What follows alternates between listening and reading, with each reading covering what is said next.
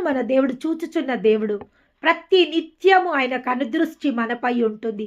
మన దేవుడు వినుచున్న దేవుడు. మన ప్రతి ఒక్క మొరలని ఆయన ఆలకిస్తున్న దేవుడు. మన ప్రతి ఒక్క మొరలకు ఆయన జవాబు అనుగ్రహిస్తున్న దేవుడు. దేవునికి మహిమ కలుగు.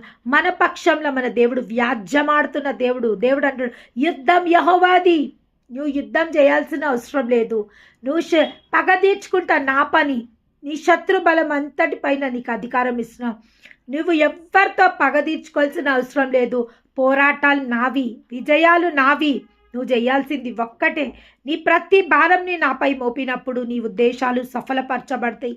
ఇంత సమీపంగా ఏ దేవుడు ఏ జనులకు లేడు.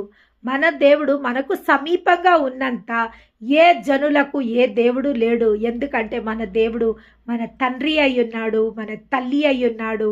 అవును, మన తండ్రి దేవుడు, మన తల్లి దేవుడు మన పక్షంలో ఉండగా మనకు విరోధి ఎవరు? అవును, దేవుడు ఏమంటుండు, ఊరుకొనే మౌనంగా ఉండు. నీ శత్రువులకు నువ్వు భోజనం పెట్టు. నీ శత్రువులకు దప్పిగనుంటే దాహం కిమ్ము.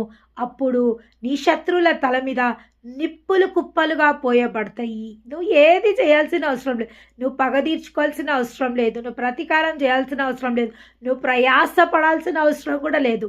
దేవుడు అంటుండు, ప్రయాసపడి భారం మోస్తున్న సమస్త జనులారా నా యుద్ధకు రండి, నేను మీకు విశ్రాంతిని అనుగ్రహిస్తాను. ఎందుకంటే నేను దీన మనస్సు గలవాడను. మన తండ్రి ఎవరంట? దీన మనసు గలవాడు. మనం కొంచెం కష్టపడ్డా ఆయన సహించలేడు. మనం కొంచెం కన్నీళ్లు గార్చినా ఆయన ఓర్చుకోలేడు. మనం కొంచెం బాధపడ్డా కానీ ఆయన సహించలేడు. అంత గొప్ప ప్రేమ మన యేసయ్య ప్రేమ. అవును, మన దేవుని గొప్ప ప్రేమకై ఆయన నామానికి మహిమ కలుగును గాక.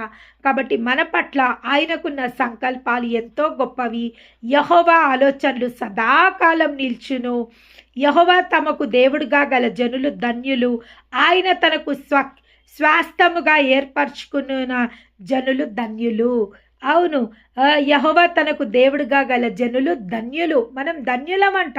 ఎందుకంటే ఆ దేవుడు ఈ లోకంలో నుంచి మనని ఏర్పరచుకోవడం జరిగింది తన సొత్తుగా తన స్వకీయ జనములుగా ఆ దేవుడు మనని ఎన్నుకొని ఏర్పరచుకోవడం జరిగింది. అందునకై ఆ దేవునికై మహిమ కలుగును గాక.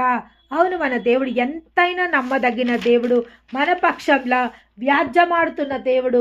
యెహోవా ఆకాశంలో నుండి కనిపెట్టుకొనిచున్నాడు. ఆయన నరులని దృష్టించుచున్నాడు.